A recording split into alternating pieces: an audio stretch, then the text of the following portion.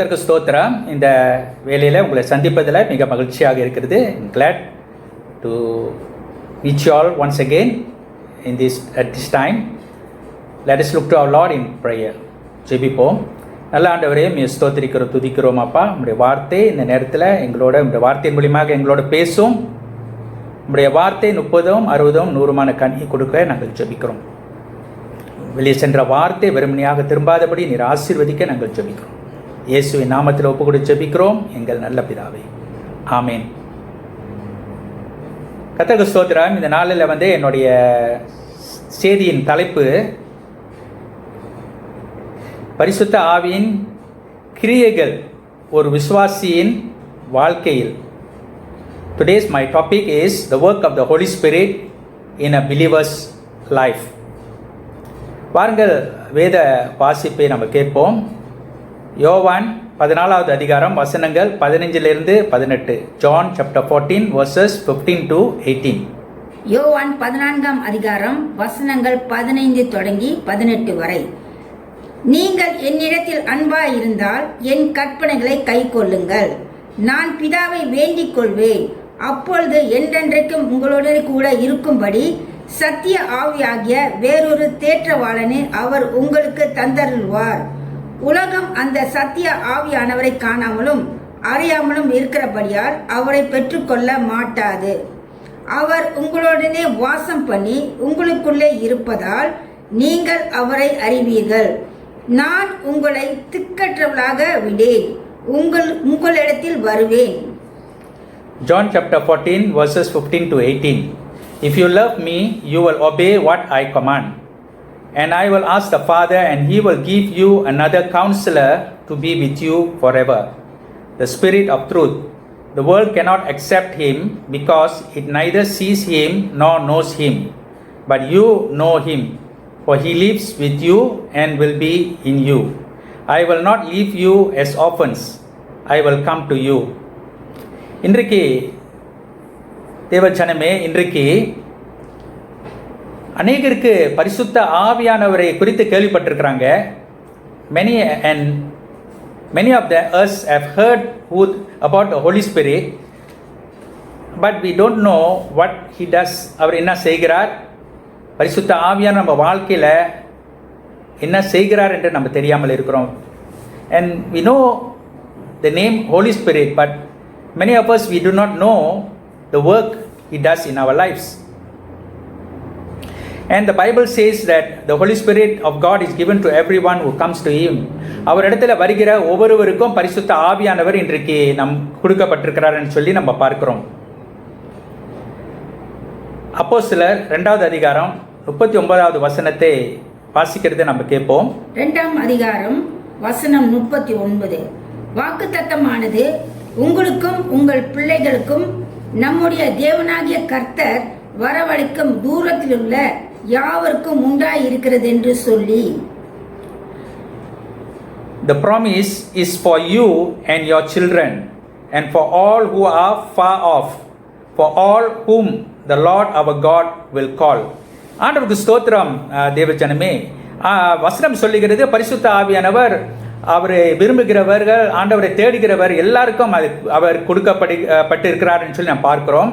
அதே வேளையில் இந்த வாக்குத்தத்தமானது வேறு யாருக்கு ஆண்டவர் கொடுக்கிறான்னு சொல்லி பார்க்கும்போது, இந்த வாக்குத்தத்தம், இந்த ப்ராமிஸ் இன் ஆக்ட்ஸ் சாப்டர் 2 verse 39, இந்த அப்போஸ்தலர் 2 அதிகாரம் வசனம் 39 இந்த வாக்குத்தத்தமானது இது உங்களுக்கு, it is for you. First, முதலாக நம்ம விசுவாசியாக இருக்கிற நமக்கு கொடுக்கப்பட்டு இருக்கிறது.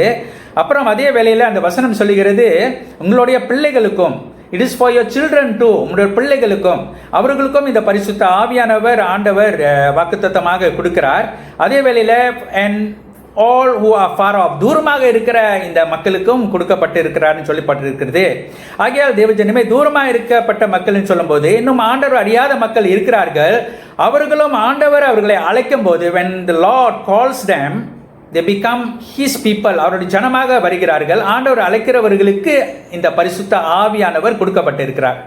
அப்ப யார் யார் அவரிடத்துல வருகிறார்களோ, whoever comes to Jesus, whoever comes to him, அவரிடத்துல வருகிறவர்கள் யாவருக்கும் இந்த பரிசுத்த ஆவியானவரே ஆண்டவர் கொடுக்கிறதை நம்ம பார்க்கிறோம். இன்னைக்கு முதலாக நம்ம வாசிக்கப்பட்ட இந்த வசனங்கள்ல யோவான் 14வது அதிகாரம் வசனம் 15 18 வாசிக்க கேட்டோம். அதுல என்ன சொல்லப்பட்டு இருக்கிறது என்றால், முதலாக ஆண்டவர் இந்த பரிசுத்த ஆவியானவர் அவரை அன்பு கூறுகிறவர்களுக்கு, அவருக்கு கீழ்ப்படுகிறவர்களுக்கு, அவருடைய கற்பனைகளுக்கு கீழ்ப்படுகிறவர்களுக்கு இந்த பரிசுத்த ஆவியானவரை கொடுக்கிறார். First of all, Jesus promised the Holy Spirit to all those who love him and who obey him. இது முக்கியமான ஒரு காரியம் தேவ ஜனமே. இன்னைக்கு பரிசுத்த ஆவியானவர் நம்ம வாழ்க்கையில மிக அவசியமாக இருக்கிறார். பரிசுத்த ஆவியானவர் நமக்கு நம்ம வாழ்க்கையில நிச்சயமாக நமக்கு அவர் தேவை. அவர் இருக்க வேண்டும். அவர் இல்லை என்றால் நம்ம ஆவிக்குரிய வாழ்க்கை, நம்ம வாழ்க்கையில நம்ம ஒன்றும் சாதிக்க முடியாது தேவ ஜனமே. ஆகையால் நம்ம அன்பு கூறுகிறவர்கள் யாரா இருந்தாலும், அவருக்கு கீழ்ப்படுகிறவர்கள் யாரா இருந்தாலும் அவர்களுக்கு இந்த பரிசுத்த ஆவியானவரை தேவன் கொடுக்கிறார். அதே வேளையில இந்த யோவான் 14வது அதிகாரத்தில் நம்ம பார்த்தோம் என்றால், அந்த வசனம் சொல்லுகிறது, இந்த உலகம் அவரை பெற்றுக்கொள்ள மாட்டாது என்று சொல்லி நம்ம பார்க்கிறோம். பெற்றுக்கொள்ள மாட்டாது. The world cannot accept him. ஏனென்றால், ஏன் இந்த உலகம் பெற்றுக்கொள்ள மாட்டாது? ஆண்டவர் அறிந்த பிள்ளைகள் பெற்றுக்கொள்கிறார்கள். ஆண்டவர் அறியாத, ஆண்டவர் ஏற்றுக்கொள்ளாத பிள்ளைகள் ஏன் பெற்றுக்கொள்ள மாட்டார்கள் என்றால், பிகாஸ் இந்த வசனம் சொல்லுகிறது, because it neither sees him nor knows him. ஏனென்றால் அவரை அவர்கள் காணவும் இல்லை, அவரை அறியவும் இல்லை. கர்த்தருக்கு ஸ்தோத்திரம். Because they neither sees him and knows him. அவர் தெரியாது, யார் என்று தெரியாது. ஆகையால் அவர்கள் அவரை பெற்றுக்கொள்ள முடியாதபடி இருக்கிறார்கள் தேவஜனமே.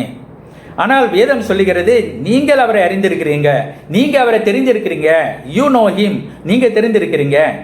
ஆகையால் அவர் இந்த வசனம் தொடர்ந்து சொல்லுகிறது, he will be with you and be in you. அவர் உங்களோடு கூட இருப்பார், உங்களுக்குள்ளே இருப்பார் என்று சொல்லப்பட்டிருக்கிறது. இது முக்கியமா நம்ம வாழ்க்கையில ஆண்டவர் நம்மளோடு கூட மட்டும் இல்லை, நம்ம வாழ்க்கையில நமக்குள்ள அவர் வாசம் செய்கிற தேவனாக இருக்கிறார். He is a God not only just being with us, but he is in us. நம்மோடு கூட அவர் இருக்கிறார் என்று அந்த வசனம் சொல்லுகிறது.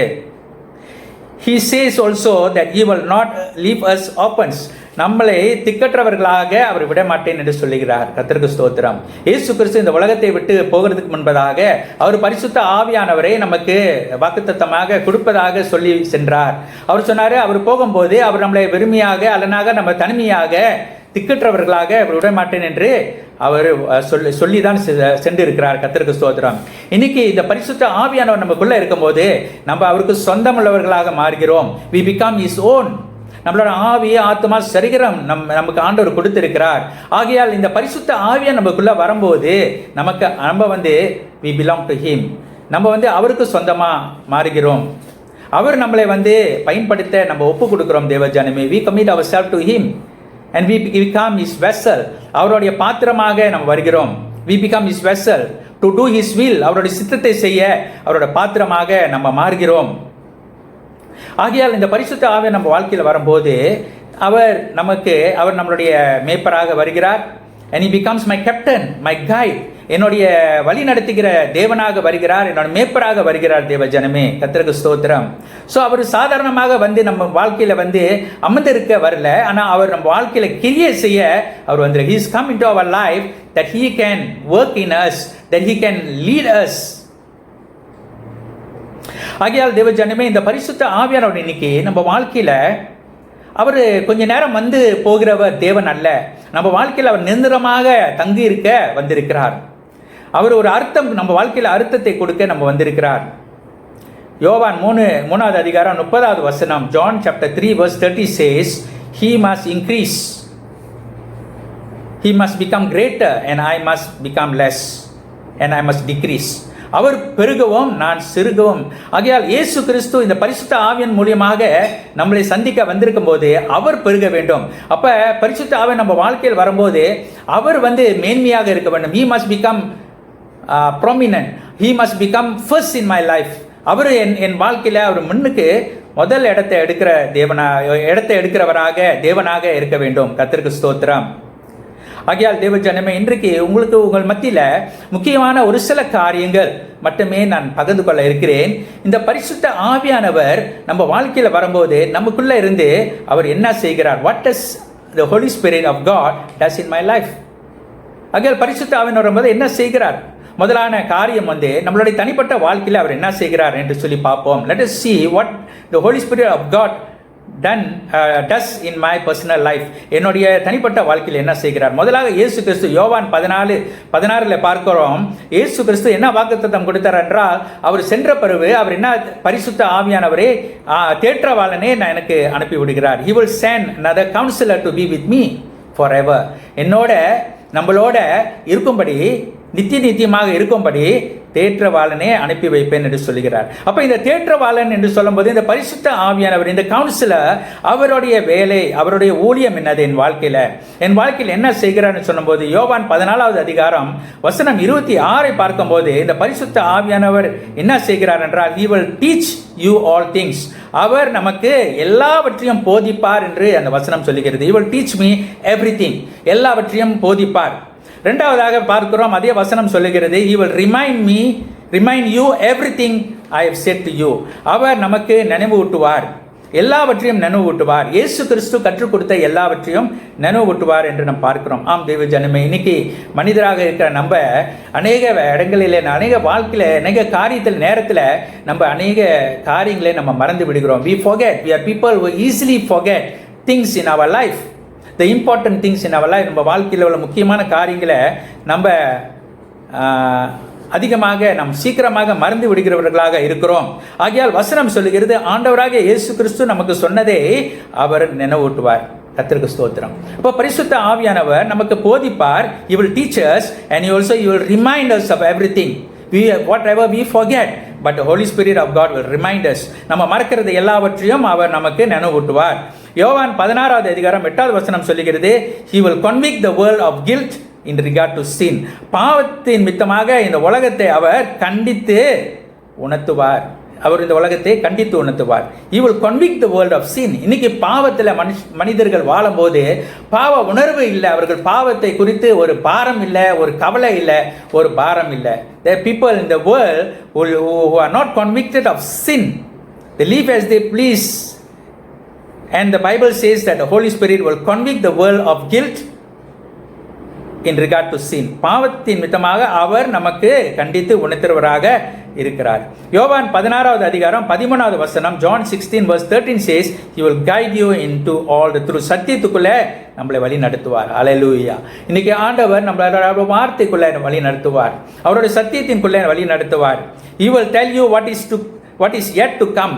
இன்னும் வர இருக்கிற காரியங்களே நமக்கு அந்த வசனம் சொல்லுகிறது. he will tell you, நமக்கு சொல்லுவார். ஆம் தேவ ஜனமே, ஆண்டவருடைய பிள்ளைகள் இன்னைக்கு ரொம்ப விசேஷமானவர்கள். you and I are very special people that we can know that what is going to happen before it happens, and he will tell us. The Bible says that Jesus will tell us, the Spirit of God will tell us what is yet to come. இன்னும் வர இருக்கிற காரியங்களை ஆண்டவர் நமக்கு சொல்லுகிறவராக, நமக்கு நினைவூட்டுகிறவராக இருக்கிறார். அநேக வேளையில ஆண்டவர் அப்படியாக பரிசுத்த ஆவியானவர் மூலமாக நம்மோட பேசி நம்மளை உணர்த்தி நம்ம எச்சரிக்கிற தேவனாக இருக்கிறார். he reminds us and he tells us what is yet to come. And in John chapter 16:15 he says, he will take what is mine and make it known to you. Jesus said he will take what belongs to Jesus and he will make it to us to know, for us to know. நமக்கு தெரிஞ்சு கொள்ள நமக்கு வெளிப்படுத்துவார் தேவ ஜனமே. இயேசு சொல்றாரு, பிதாவனோட எல்லாமே அவருடையது என்று. all what belongs to the Father belongs to Jesus. That is what the Bible says. And what belongs to Jesus, the Lord says in the Bible that he will make it known to you and me. உங்களுக்கும் எனக்கும் அதை ஆண்டவர் தெரிய வைப்பார், அறிவிப்பார் என்று வசனம் சொல்லுகிறது. அவருடைய சித்தத்தை அறிவிப்பார், அவருடைய திட்டத்தை அறிவிப்பார், அவருடைய காரியங்களை அவர் அறிவிப்பார் என்று சொல்லி இந்த வசனம் யோவான் 16:15 சொல்லுகிறது. கர்த்தருக்கு ஸ்தோத்திரம். முதலான காரியம் இந்த பரிசுத்த ஆவி நம்ம வாழ்க்கையில், நம்ம தனிப்பட்ட வாழ்க்கையில் அவர் தனிப்பட்ட வாழ்க்கையை நடத்துகிறவராக இருக்கிறார். he will show us and teach us for our personal life. இரண்டாவது காரியம் நம்ம பார்க்கும்போது அவர் என்னத்தை குறித்து நடத்துவார் என்றால், நம்ம ஜெப வாழ்க்கையில அவர் நடத்துகிறவராக இருக்கார். Second, the Holy Spirit of God will help us in our prayer life. நம்மளுடைய ஜெப வாழ்க்கையில அவர் நடத்துவார். அதை வாசிக்க நம்ம கேட்போம். ரோமர் 8வது அதிகாரம் வசனங்கள் 26 27 Romans chapter 8 verses 26 and 27. ரோமர் 8ஆம் அதிகாரம் வசனங்கள் 26 27. அந்தபடியே ஆவியானவரும் நமது பலவீனங்களில் நமக்கு உதவி செய்கிறார். நாம் ஏற்றபடி வேண்டிக் கொள்கிறது என்னென்று அறியாமல் இருக்கிறபடியால் ஆவியானவர் தாமே வாக்கு கடங்காத பெரும் மூச்சுகளோடு நமக்காக வேண்டுதல் செய்கிறார். ஆவியானவர் தேவனுடைய சித்தத்தின்படியே பரிசுத்தவான்களுக்காக வேண்டுதல் செய்கிறபடியால் இருதயங்களை ஆராய்ந்து பார்க்கிறவர் ஆவியின் சிந்தை இன்னதென்று அறிவார். Verse 26. In the same way, the Spirit helps us in our weakness. We do not know what we ought to pray for, but the Spirit Himself intercedes for us with groans that words cannot express. Verse 27. And He who searches our hearts knows the mind of the Spirit, because the Spirit intercedes for the saints in accordance with God's will. ஆண்டவருக்கு ஸ்தோத்திரம். முதல் காரியம், நம்ம தனிப்பட்ட வாழ்க்கையில் பரிசுத்த ஆவியானவர் நடத்துகிறார். ரெண்டாவதாக நம்ம பார்க்குறோம், நம்ம ஜெப வாழ்க்கையில் பரிசுத்த ஆவியானவர் நம்மை நடத்துகிறார். கர்த்தருக்கு ஸ்தோத்திரம். என்னென்றால், இந்த same way the spirit helps us in our weakness. நம்மளோட பலவீனத்தில் பரிசுத்த ஆவியானவர் உதவி செய்கிறார். நமக்கு அநேக விதமான பலவீனங்கள் இருக்கிறது. ஆனால் நம்மளுடைய பலவீனத்தில் பரிசுத்த ஆவியானவர் நம்ம நடத்துகிறார். கர்த்தருக்கு ஸ்தோத்திரம். பலவீனத்தில் நடத்துகிறார். முதலாக நம்ம பார்க்கும்போது helps as in our prayer. We do not know what we ought to pray. நம்ம எதுக்கு ஜெபிக்கணும் என்று நமக்கு தெரியாது. ஆனால் பரிசுத்த ஆவியானவர் நமக்கு உதவி செய்கிறார். But the Spirit intercedes for us with groans with words cannot express. அவர் நமக்கு ஆவியில அவர் வேண்டுதல் செய்கிறார் என்று சொல்லி பார்க்கிறோம். வேண்டுதல் நமக்காக செய்கிறார் தேவஜனமே. And the Spirit intercedes for the saints in accordance with God's will. ஆகையால் தேவஜனமே, நம்ம ஜெபித்தா கூட சில வேளையில் நமக்கு எது ஜெபிக்கணும், எப்படி ஜெபிக்கணும், ஆண்டவருடைய சித்தம் என்ன என்று தெரியாமல் நம்ம ஜெபிக்கிறோம். ஆனால் பரிசுத்த ஆவியானவரும் நம்ம கூட இருந்து நம்ம ஜெபிக்கும் போது பரிசுத்த ஆவியானவர் தேவ சித்தத்தின்படி நம்ம ஜெபிக்கும்படி அவர் நம்ம நடத்துகிறதை நம்ம பார்க்கிறோம். அவர் நடத்துகிறதை நம்ம பார்க்கிறோம் தேவஜனமே. அவர் நடத்துகிறதை பார்க்கிறோம். ஆகையால் நம்ம வாழ்க்கையில் ஆண்டவர் இன்னைக்கு ஜெபத்தில் அநேகராக நம்ம ஜெபிக்க கஷ்டப்பட்டு கொண்டு இருக்கிறோம். ஜெபிக்க பயந்து கொண்டு இருக்கலாம். அதே வேளையில் ஜெபிக்க தெரியாமலும் இருக்கலாம். ஆனால் பரிசுத்த ஆவியானவரிடத்தில் நம்ம ஒப்பு கொடுக்கும் போது, when we allow ourselves to for the Holy Spirit to work in us, then we know that the Holy Spirit will help us to pray the prayer which God wants. ஆண்டவர் சித்தம் கொண்ட ஜெபத்தை ஜெபிக்க பரிசுத்த ஆவியானவர் நம்ம வாழ்க்கையில் உதவி செய்வார். முதலாக பரிசுத்த ஆவியானவர் நம்ம தனிப்பட்ட வாழ்க்கையில் உதவி செய்வார். ரெண்டாவது நம்ம பார்க்கிறோம், நம்ம ஜெப வாழ்க்கையில் பரிசுத்த ஆவியானவர் உதவி செய்வார். மூன்றாவதாக நாங்கள் பார்க்கும்போது பரிசுத்த ஆவியானவர் நம்மளுடைய வர்ஷிப், நம்மளோட ஆராதனையில் உதவி செய்வார் என்று பார்க்கிறோம். பிலிப்பியர் 3:3 நம்ம பார்த்தோன்னா, we who worship Him by the Spirit of God. நம்ம ஆண்டவரை ஆராதிப்பது பரிசுத்த ஆவினால தான் நம்ம ஆராதிக்க முடியும். We truly can worship Him only by the Spirit of God in Philippians chapter 3 verse 3. இது முக்கியமான ஒரு வசனம் தேவஜனமே. நம்ம பார்க்கும்போது பரிசுத்த ஆவினால் நம்ம ஆராதிக்கும் போது நம்ம வாழ்க்கையில் ஒரு திருப்தி, ஒரு நிறைவை நம்ம பார்க்க முடியும். We will see the fullness of the presence of the Spirit of God when we worship God in the Spirit, in His Spirit. அவர் ஆவியிலே நம்ம நிரம்பி நம்ம ஆராதித்து நம்ம வரும்போது நம்ம வாழ்க்கையில் ஒரு நிறைவை காண முடியும். If we just in the flesh, நம்ம மாம்சத்தில் நம்ம துதிச்சோமோ, நம்ம ஆராதனை செய்தோமோ, அது வெறுமையாக காணப்படும். அதில் திருப்தி இருக்காது நம்ம வாழ்க்கையில் தேவஜனமே.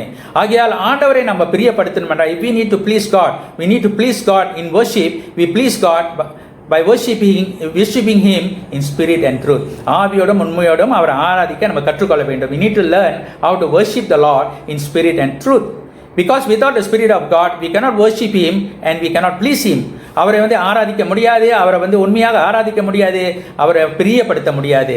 நம்ம பரிசுத்த ஆவின் மூலியமாக தான் நம்ம உண்மையாக நம்ம ஆராதிக்க முடியும் தேவஜனமே. ஆராதனை செய்யும் போது நம்ம அற்புதங்களை காண்கிறோம், சுகங்களை காண்கிறோம், விடுதலையை காண்கிறோம், சமாதானத்தை காண்கிறோம். இது கொண்டு வருகிறது யார் என்று சொல்லப்போது இது பரிசுத்த ஆவியானவர் மூலியமாக நம்ம ஆராதிக்கும் போது, when we worship God in the Spirit, then we can see miracles happening in our services. நம்ம ஆராதனைகளில் அற்புதங்கள், அடையாளங்கள் நடக்கும். ஆண்டவரை ஆராதித்துக் கொண்டு இருக்கும் போதே அடையாளங்கள், அற்புதங்கள் நடக்கும், சுகம் நடக்கும், விடுதலைகள் ஜனங்கள் பெற்றுக்கொள்வார்கள். சமாதானத்தை மற்ற மக்கள் பெற்றுக்கொண்டு வீடு திரும்புவார்கள் தேவ ஜனமே. ஆகையால் நம்ம ஆவியோட ஆண்டவரை ஆராதிக்க நம்ம கற்றுக்கொள்ள வேண்டும். அடுத்ததாக நாலாவது காரியம் நாம் பார்க்கும்போது, நம்ம பரிசுத்த ஆவியா நமக்கு என்ன செய்கிறார், ஊழியத்தில் என்ன செய்கிறார்னு சொல்லும்போது, அப்போஸ்தலர் 1வது அதிகாரம் 8வது வசனத்தை வாசிக்க கேட்போம். அப்போஸ்தலர் 1ஆம் அதிகாரம் வசனம் 8, பரிசுத்த ஆவி உங்களிடத்தில் வரும்போது நீங்கள் பலன் அடைந்து எருசலேமிலும் யூதேயா முழுவதிலும் சமாரியாவிலும் பூமியின் கடைசி பரியந்தமும் எனக்கு சாட்சிகளாய் இருப்பீர்கள் என்றார். Yes, the Bible says in Acts chapter 1 verse 8, but you will receive power. Okay, you will receive power. பலன் அடைந்து you will be my witnesses. நீங்க எனக்கு சாட்சியாக இருப்பீங்க. எங்க? ஜெருசலம்லயும் யூதியாவிலையும் சமாரியாவிலையும் உலகம் முழுவதுமாக நம்ம சாட்சியாக இருப்போம் என்று சொல்லி இந்த வசனம் சொல்லுகிறது. we will receive power, people of God. நம்ம பலன் அடைவோம்.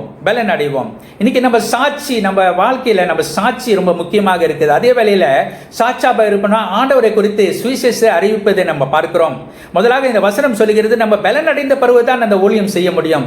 அப்போ இந்த பரிசுத்த ஆவியானவர் வந்த பிறகு தான் நம்ம ஆண்டவருக்கு உண்மையான சாட்சியாக இருக்க முடியும். இன்னைக்கு அநேகரோட வாழ்க்கையில், விசுவாசியோட வாழ்க்கையில் ஒரு சாட்சியின் வாழ்க்கையில் இருக்க முடியல, ஒரு ஆண்டவரோட சுவிசேஷத்தை அறிவிக்கிற ஒரு வாழ்க்கையில் இருக்க முடியல, சத்தியத்தை சொல்ல முடியல. we cannot go and share to the people about the word of God because we are afraid. நம்ம பயந்து போய் இருக்கிறோம் தேவஜனமே. ஏனென்றால் பரிசுத்த ஆவியானவர் நம்ம இடத்துல நம்ம வர வைக்கும் போது, நம்ம உள்ளத்தில், நம்ம சரீரத்தில் ஆண்டவர் வரும்போது, நம்ம ஆவியில ஆத்மால வரும்போது ஆண்டவர் நமக்கு பலத்தை கொண்டு வருவார். he will bring the power of God. We will receive power when the Holy Spirit. Receiving people of God today. இன்னைக்கு பெற்றுக்கொள்ளுங்கள் தேவ ஜனமே, இந்த பரிசுத்த ஆவியானவரை பெற்றுக்கொள்ளுங்கள். ஊழியம் செய்யணும்னு எவ்வளவு பேருக்கு ஆசை வாஞ்சை இருக்கிறது, ஆனால் செய்யாதபடி பலவீனமாக இருக்கிறார்கள். இன்னைக்கு பரிசுத்த ஆவியானவர், இந்த ரகசியம் என்ன தெரியுங்களா? இன்றைக்கு பரிசுத்த ஆவியானவர் இடத்துல நீங்க வந்து ஆண்டவரை தேடுங்க, ஆண்டவர் இடத்துல பெற்றுக்கொள்ளுங்க. பரிசுத்த ஆவியானவரே என் உள்ளத்துல வாங்க, பரிசுத்த ஆவியானவரே என்னை வந்து எனக்கு பலப்படுத்துங்க. நீங்க வாக்குத்தத்தம் சொல்லியிருக்கீங்களே, எனக்கு பலப்படுத்துங்க. நான் சாட்சியாக இருக்கணும், இந்த எருசலேமில் நான் சாட்சியாக இருக்கணும், யூதியாவில் சமரியாவில் உலகமெங்கும் நான் சாட்சியாக இருக்கணும்னு சொல்லுவோம்.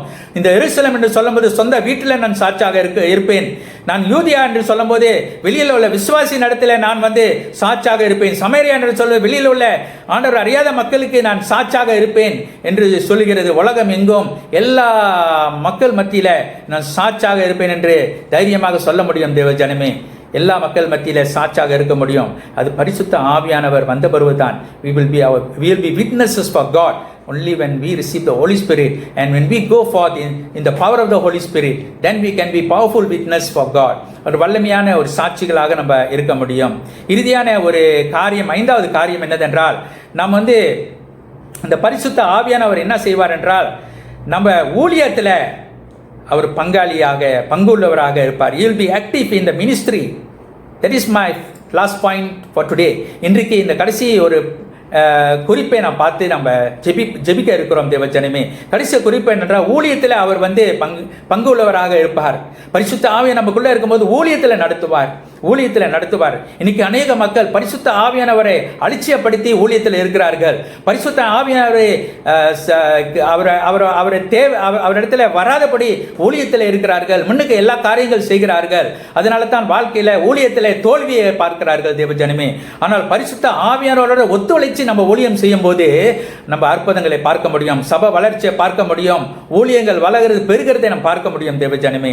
இன்றைக்கு நம்ம பார்க்கலாம், பரிசுத்த ஆவியானவர் வந்த பிறகு அப்போஸ்தலர் 8வது அதிகாரம் 29 பார்த்தோம் என்றால், ஆண்டவர் என்ன சொல்கிறார் என்றால், பரிசுத்த ஆவியானவர் என்ன சொல்கிறார், பிலிப்பு இடத்துல நீ போய் அந்த ரதத்தில் அவர் ரதத்தில் இருக்கிறவரோட போய் சேர்ந்து கொள் என்று சொல்கிறார். கர்த்தருக்கு ஸ்தோத்திரம். The Spirit told Philip to go near the chariot. அந்த சேரியட், அந்த எத்தியோப்பியாவில் சென்று கொண்டு இருக்கிற இந்த மனுஷர் இடத்துல போய் சுவிசேஷத்தை அறிவிக்க பரிசுத்த ஆவியானவர் பிலிப்பு இடத்துல சொல்கிறாரு. அப்ப பிலிப்பு வந்து அந்த சத்தத்தை கேட்கிறாரு. பரிசுத்த ஆவியானவர் உள்ளுக்கு இருந்து உணர்த்திருந்தே அவர் சத்தத்தை கேட்கிறாரு. இன்னைக்கு பரிசுத்த ஆவியானவர் உள்ளுக்கு இருந்து உள்ளத்துல இருந்து நம்மோட பேசுகிற தேவனா இருக்கிறாரு. அது சாதாரணமாக அமர்ந்து கொள்ள, ஆனா அவர் பேசுகிறாரு. 2வதாக நம்ம பார்த்தோம் என்றால், அப்போஸ்தலர் 10வது அதிகாரம் 19வது வசனத்தை ஆவியானவர் என்ன சொல்றாருன்னா, பேதுரு இடத்துல சொல்றாரு, 3 மனுஷர் கீழே உன்னை தேடிக்கொண்டு இருக்கிறார்கள் என்று மேலே இருக்கிறாரு. அப்ப சீமோன் இடத்துல, இந்த பேதுரு இடத்துல ஆவியானவர் சொல்கிறது உணர்ந்தார். The Spirit of God spoke to him because he was always with him. And Peter was ready to listen to the voice of Spirit. இன்னைக்கு பரிசுத்த ஆவியானவர் சத்தத்தை கேட்கறதுக்கு மக்களுக்கு நேரம் இல்லை. People don't have the time to hear, to listen the word of God, the voice of God. But when we come in prayer, when we quietly listen to the voice of God, we can hear the Spirit of God speaking to us. இன்றைக்கு நம்ம நேரம் கொடுத்து ஆண்டோட பாதத்தில் அமர்ந்திருந்து நேரம் கொடுத்து நம்ம அமர்ந்திருந்து இருந்தோம் என்றால், அமைதியாக இருந்து நம்ம இருந்தோம் என்றால், பரிசுத்த ஆவியானவர் பேசுகிற சத்தத்தை நம்ம கேட்க முடியும். அதே வேளையில் அப்போஸ்தலர் 13வது அதிகாரம் 2வது வசனம் சொல்லுகிறது, The Holy Spirit said, set apart for me Barnabas and Saul for the work. பரிசுத்த ஆவியானவர் இந்த தீர்க்கதரிசிகள் போதகர்கள் இடத்துல என்ன சொல்கிறார் என்றால், அவர்கள் ஜெபித்து உபவாசம் பண்ணி ஜெபித்து கொண்டிருக்கிற வேலையில் இந்த பானபசியும் சாவுலியும் நீங்கள் ஊழியத்துக்கு என்று பிரித்து விடுங்கள் என்று சொல்கிறார். கர்த்தருக்கு ஸ்தோத்திரம். பிரித்து விடுங்கள். So how can he hear the voice of God? ஊழியத்துக்கு பிரித்து விடுங்கள் என்று ஒரு சத்தம் வருகிறது. பரிசுத்த ஆவியானவர் மெல்லிய குரலில் பேசுகிறாரு. பரிசுத்த ஆவியானவர் மெல்லிய குரலில் பேசுகிறாரு என்ன செய்யணும் என்று. ஆகையால் அவர்கள் பானபசியும் சாவுலியும் இந்த ஊழியத்துக்கு என்று பிரித்தெடுத்தார்கள். ஹல்லேலூயா. கர்த்தருக்கு ஸ்தோத்திரம், கர்த்தருக்கு ஸ்தோத்திரம். இன்னைக்கு அநேகர் சொந்த முயற்சினால, சொந்த சிந்தையினால, சொந்த ஆலோசனையினால அவர்கள் ஊழியத்தில் மக்களை பிரித்தெடுக்கிறார்கள். ஆனால் இங்கே பார்க்குறோம், பரிசுத்த ஆவியானவர் திட்டம் தெளிவுமாக சொல்கிறாரு, இவங்களை ஊழியத்துக்கு பிரித்தெடுன்னு. அப்பொழுது அவர்கள் பிரித்தெடுத்தார்கள், வல்லமையாக ஊழியம் செய்தார்கள். அப்போஸ்தலர் 16வது அதிகாரம் வசனம் 6லிருந்து 8 வரைக்கும் நம்ம வாசிக்க கேட்போம். We will listen to the reading of Acts chapter 16 verses 6 to 8. அப்போஸ்தலர் 16ஆம் அதிகாரம் வசனங்கள் 6 தொடங்கி 8 வரை. அவர்கள் பிரிகியா கலாத்தியா நாடுகளை கடந்து போன போது ஆசியாவிலே வசனத்தை சொல்லாதபடிக்கு பரிசுத்த ஆவினாலே தடை பண்ணப்பட்டு மீசியா தேசம் மட்டும் வந்து பித்தானியா நாட்டுக்கு போக பிரயத்தனம் பண்ணினார்கள். ஆவியானவரோ அவர்களை போக விட்டாதிருந்தார். அப்பொழுது அவர்கள் மீசியா பக்கமாய் போய் துரோவுக்கு வந்தார்கள். In Acts chapter 16 verses 6 to 8, we see that Paul and the companions traveled throughout Pergia and Galatia. இந்த அப்போஸ்தலர் 16வது அதிகாரம் 6லிருந்து 8 வரைக்கும் பார்த்தோன்னா, பவுலும் அவரோட சகோதரர்கள், அவரோட நண்பர்கள், அவர்கள் இந்த பெர்கியா என்ற இடத்துக்கும் கலத்தியா என்ற இடத்துக்கும் அந்த இடங்கள் மூலியமாக அந்த இடத்துல அவங்க சென்றார்கள். They went that way. ஆனால் பரிசுத்த ஆவியானவர் என்ன சொல்கிறாங்கன்னா, அது மூலிமா போய் ஆசியாவுக்கு அவங்க போகிறதுக்கு முயற்சி எடுத்தார்கள். They want to go to the region of Asia. But the Holy Spirit kept them from going there. பரிசுத்த ஆவியானவர் அங்கே போக வேண்டாம் என்று அவரை நிறுத்தி வைத்தார்கள். பரிசுத்த ஆவியானவர் போக வேண்டாம் என்று அவர் உணர்த்துறதை நாம் பார்க்கிறோம். தேவஜன்மே, அங்கே போகாதப்பா, ஊழியத்துக்கு அங்கே போகாது, ஆசியாவுக்கு போகாது. அப்புறம் என்ன செய்தார்கள் என்றால், அவர்கள் இந்த எல்லை பகுதியில் மைசியா என்ற இடத்துல அவர்கள் பித்தினியாவுக்கு வந்தார்கள். They came to Bithynia. ஆனால் பரிசுத்த ஆவியானவர் என்னன்னு சொன்னார், அங்கேயும் போவாதே என்று சொல்லி மறுபடியும் அங்கேயும் உணர்த்துறதை நம்ம பார்க்கிறோம். Then they passed by Mysia and went down to Troas. அப்புறம் அங்கேருந்து த்ரோவாஸ் என்ற இடத்துல போனார்கள். ரெண்டு இடத்துல நான் பார்க்குறோம், அவர் போகிறதுக்கு முயற்சி பண்ணாங்க, இந்த ஊழியக்காரங்க போகிறதுக்கு முயற்சி பண்ணாங்க. நான் பரிசுத்த ஆவியானவர் சொல்கிறாரு, அங்கே போக வேண்டாம். இன்னைக்கு அநேகர் எங்கேயாவது ஒரு வாய்ப்பு கிடைச்சிட்டா டக்குன்னு போயிடுறாங்க ஊழியத்துக்கு. இங்கே ஒருத்தன் கூப்பிட்றாங்கன்னா அங்கே நம்ம ஓடிடுறோம், அங்கே நம்ம போய் விடுகிறோம், திடீரென்று நம்ம ஓடி விடுகிறோம். யாராவது ஒரு ஊழியத்துக்கு ஒரு இடத்துக்கு சொன்னாங்கன்னா திடீர்னு ஓகே என்று சொல்லி போய்கிறோம். ஆனால் இவங்க பரிசுத்த ஆவியானவர் சொல்கிறார், இது ஊழியமாக இருந்தால் கூட அவரோட சத்தத்தை கேட்டு தான் நம்ம செய்ய வேண்டும். தேவஜனமே, ஹல்லேலூயா. ஆண்டவருக்கு ஸ்தோத்திரம். பரிசுத்த ஆவியானவர் சத்தம் இல்லாமல் எந்த ஊழியத்தில் நம்ம சென்றாலும் அதில் வெற்றி பெற முடியாது. ஆண்டவரை தடை செய்தார், அந்த இடத்துல போக வேண்டாம் என்று சொன்னார். இன்னொரு இடத்துக்கு போக இருந்தார்கள், அங்கேயும் போக வேண்டாம் என்று சொன்னார். அப்புறம் அவர்கள் எங்கே இந்த இடத்தை தாண்டி அவர்கள் த்ரோவாஸ் என்ற இடத்துக்கு வரும்போது பவுலுக்கு ஒரு தரிசனம் வந்தது. மெசிடோனியா இடத்துக்கு அங்கே ஒரு மனிதன் அவரை அழைக்கிறார், இங்கே வாங்க அப்படின்ற அழைக்கிறது நம்ம பார்க்குறோம். அப்போ ஆண்டவர் ஒவ்வொரு ஊழியக்காரங்களுக்கு ஒரு சித்தம் வைத்திருக்கிறார். தேவ ஜனமே, நம்ம சித்தம் இல்லை, தேவனுடைய சித்தம். ஊழியத்தில் நம்ம எங்கே போய் என்ன ஊழியம் செய்கிறோன்று நம்மளுடைய விருப்பம் இல்லை, ஆனால் அது ஆண்டவருடைய விருப்பமாக இருக்க வேண்டும். கர்த்தருக்கு ஸ்தோத்திரம். 5 காரியங்கள் நாம் பார்த்தோம். முதலாக நம்ம பார்த்தது என்னதென்றால், பரிசுத்த ஆவியானவர் நம்மளை தனிப்பட்ட வாழ்க்கையில நம்மளை நடத்துகிறார். ரெண்டாவது நம்ம பார்த்தது பரிசுத்த ஆவியானவர் நம்ம ஜெப வாழ்க்கையில உதவி செய்கிறார். மூன்றாவது நம்ம பார்த்தோம் பரிசுத்த ஆவியானவர் நம்மளை ஆராதனையில உதவி செய்கிறார். நாலாவது நம்ம பார்த்தோம் பரிசுத்த ஆவியானவர் நம்மை சாட்சாக மாற்றுகிறார். ஐந்தாவதாக நம்ம பார்த்தோம் பரிசுத்த ஆவியானவர் நம்ம ஊழியத்தில் நம்ம வழி நடத்துகிறார். ஜனமே கர்த்தருக்கு ஸ்தோத்திரம். இந்த 5 காரியங்கள் இன்றைக்கு பார்த்தோம். இது மட்டுமல்ல, வேதத்தில் இன்னும் அநேக ஊழியங்களே எழுதப்பட்டு இருக்கிறது. எல்லா ஊழியங்களும் பரிசுத்த ஆவியினுடைய ஊழியங்களை நம்ம தெரிய வேண்டும் என்றால் நம்ம வேதத்தை வாசிக்க வேண்டும். We need to read the scripture to know all the ministry of God in our life. But today I've just shared 5 points that will benefit us. நமக்கு ஆசீர்வாதமாக இருக்க 5 குறிப்புகளை நாம் பார்த்தோம். தேவஜனமே, கர்த்தர் இந்த சத்தியத்தின் வார்த்தையின் மூலியமாக ஆசீர்வதிப்பாராக. வேதம் சொல்லுகிறது, வார்த்தை சென்ற வார்த்தை வெறுமனையாக திரும்பாது. I believe that the words which went out, is gone out from here, will never return empty. God bless all of us.